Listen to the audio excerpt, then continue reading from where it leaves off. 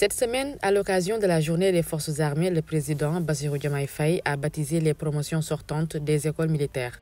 La 57e promotion de l'école militaire de la santé a été nommée médecin-colonel Malick Bodian et la 44e promotion de l'école nationale des officiers d'active sous-lieutenant Amadou Diallo, en hommage à ces illustres figures déjà décédées. Le président a rappelé l'engagement des officiers et leur devoir envers la nation.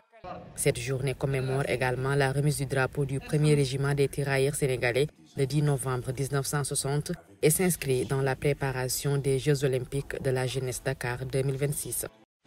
La Cour criminelle spécialisée de Libreville a rendu cette semaine son verdict dans l'affaire opposant l'État gabonais à Sylvia Bongo Odimba et Nour-Edine Bongo Valentin. Les deux prévenus absents lors du procès et résidant à Londres ont été condamnés par contumace à 20 ans de réclusion criminelle pour détournement de fonds publics, recel blanchiment de capitaux, usurpation de titres et instigation au faux.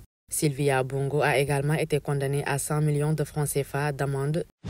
Le président sénégalais Bassirou Diomaye Faye et le parti PASTEF, Patriote africain du Sénégal pour le travail, l'éthique et la fraternité, dirigé par son premier ministre Ousmane Sonko, affichent publiquement leur divergence sur la restructuration de la coalition Diomaye Président, comme en témoigne deux documents rendus publics cette semaine. Dans une lettre d'information, le chef de l'État annonce avoir mis fin depuis le 10 septembre dernier aux fonctions de Aïssatou Mbodj à la tête de la coalition présidentielle. Il justifie cette décision par la nécessité d'une réorganisation pour rendre la coalition plus opérationnelle, mieux structurée et pleinement performante.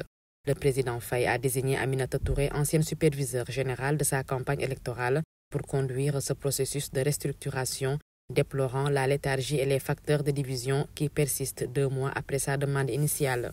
Dans un communiqué publié le même jour, le bureau politique national du PASTEF conteste frontalement les décisions présidentielles.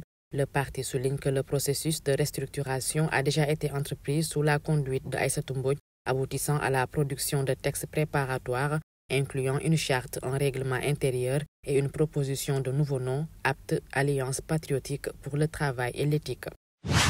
Le président guinéen Mamadi Doumbouya a inauguré cette semaine le projet intégré Simandou au port de Morebaya, marquant l'aboutissement de plus de 2 décennies d'efforts dans le développement de ce méga-projet minier. La cérémonie s'est déroulée en présence de plusieurs chefs d'État africains et de responsables internationaux. Le projet, fruit d'un partenariat entre l'État guinéen et les opérateurs internationaux, combine l'exploitation minière, un réseau ferroviaire et des infrastructures portuaires pour un investissement total dépassant 20 milliards de dollars américains. La garde civile espagnole a annoncé cette semaine dans un communiqué le démantèlement d'un réseau criminel spécialisé dans le trafic de hashish à l'aide de drones grâce à la collaboration avec la gendarmerie royale du Maroc. Cette opération a permis de démanteler un réseau transfrontalier de trafic de drogue opérant avec des moyens technologiques sophistiqués, selon le communiqué de la garde civile espagnole. Le réseau pouvait acheminer en Espagne jusqu'à 200 kg de hashish en une seule nuit en utilisant des drones conçus et assemblés par ses propres membres, selon la même source.